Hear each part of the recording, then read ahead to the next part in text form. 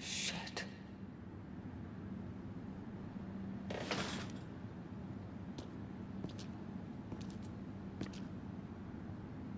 The red, Horseman. whatever it is, I can feel it out there. Like it's calling out to me. Don't worry, there will be absolutely no spoilers in this review.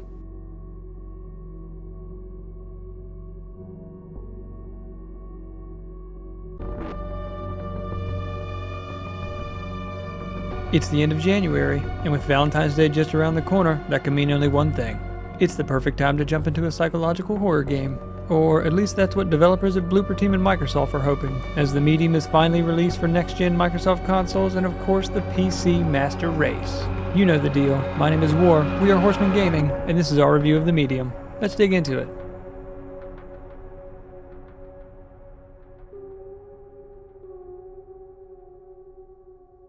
Being the first semi-exclusive game on next-gen Xbox hardware definitely comes with baggage.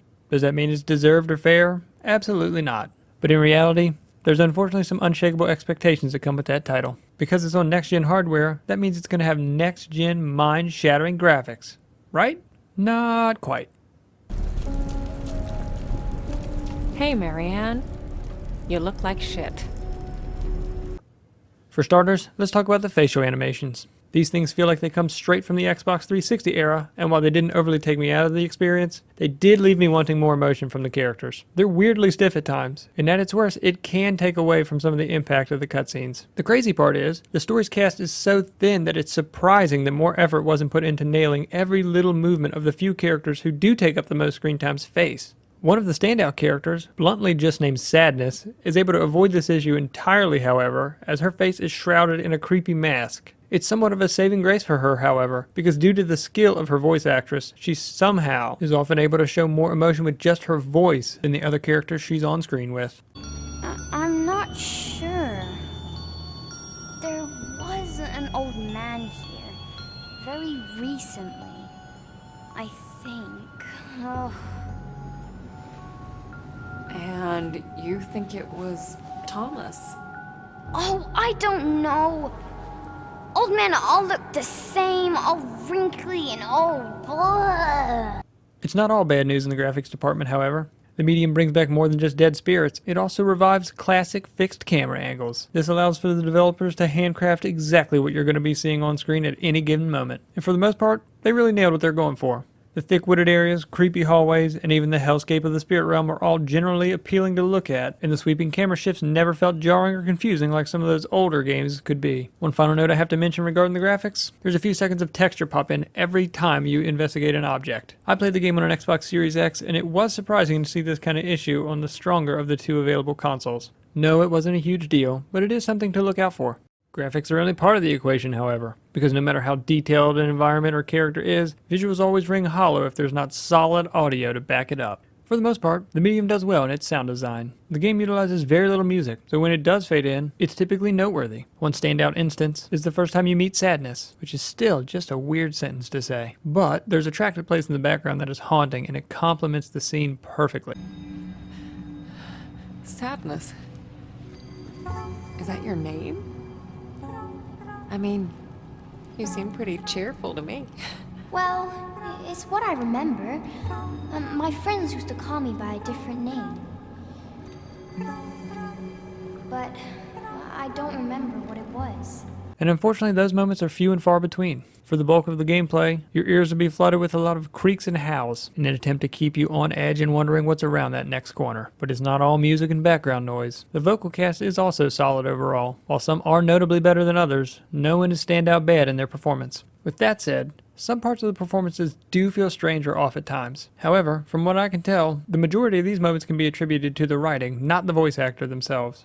Which obviously leads us to story. Without spoiling anything, you take on the role of Marianne, who, after the death of her adoptive father, receives a mysterious phone call from a stranger that compels her to hop on her motorcycle and head to the Nouveau Resort. This place is essentially a government-ran hotel with a storied past. It's sort of like if the Stranger Things facility was a hotel. And no one really knows what happened here, but not everyone is a medium. Here, Marianne calls on her powers and jumps between reality and the spirit realm to get to the bottom of exactly what happened within the walls of Niwa, and to find the caller that beckoned her there to begin with. The issue is, Marianne doesn't have total control of her medium powers. She can be pulled into the nether realm without notice when a spirit is around, always leaving her with one foot in the real world and one foot in the spirit realm. So there I was, existing in two worlds, but never really living in either. And this isn't just a gimmick to be used for exciting gameplay possibilities, it's absolutely pivotal to the story being told here. I'm not going to dance around it. It's sort of confusing, and that's crazy, because as I mentioned earlier, there are so few actual characters involved in the story that it should not have me so lost. At this point, I've played through the game multiple times, and though it's a little more comprehensible the second time through, it's still not crystal clear what happened. Yes, some of this is by design, but for the most part, it's just confusing storytelling. And here's the thing. That confusion would be great if there was a well-executed payoff in the finale to tie it all together. And some story beats are explained, but they're negated by additional questions that are being raised. It sadly just never feels fully satisfying. And when it's a single-player story-driven game, that's kind of a big oversight. Now there are a ton of notes and pages and other things like that that offer additional reading for those that want to dive deeper into the world, but those types of things should not be a requirement just to comprehend the overall story.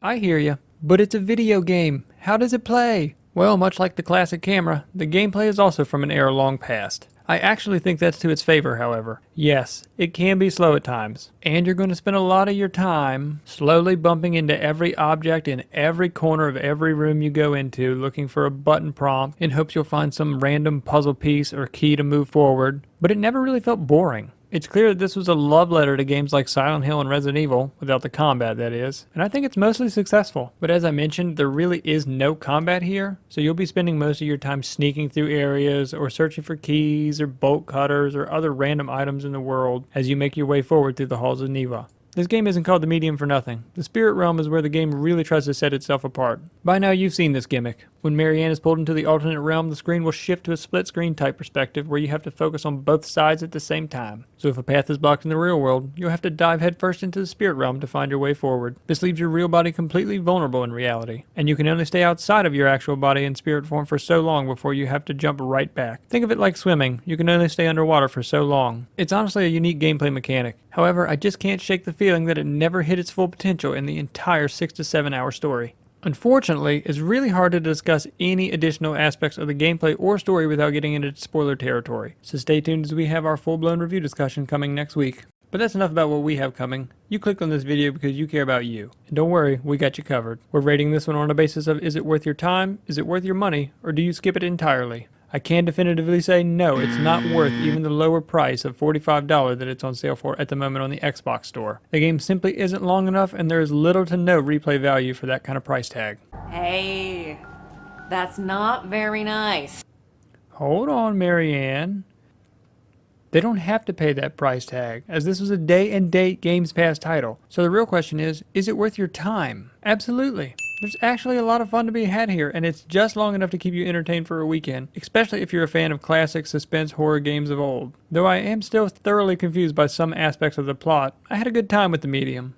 Though no, it's not the groundbreaking next-gen Xbox exclusive some fans may have been hoping for. Prepare to hear that from Sony fanboys for the next 5 years. But it's still an ambitious game with a lot of positives. If you're a fan of the genre, or you just own Games Pass and have some free time, I would give it a try. I think it's going to be one of those games that knows how to split a crowd. Some people are going to love it, some will despise it. So if you played through the game, we'd love to hear your thoughts in the comments below. But that's all for now. Don't forget to give this video a thumbs up if you like it, a thumbs down if you didn't, and subscribe to stay up to date for our review discussion coming soon. Once again, I've been War. This has been Horseman Gaming. Thanks for watching. But seriously, who thought cutting these stupid skin doors should take this long? This adds a solid 30 minutes to the game right here. It's still going.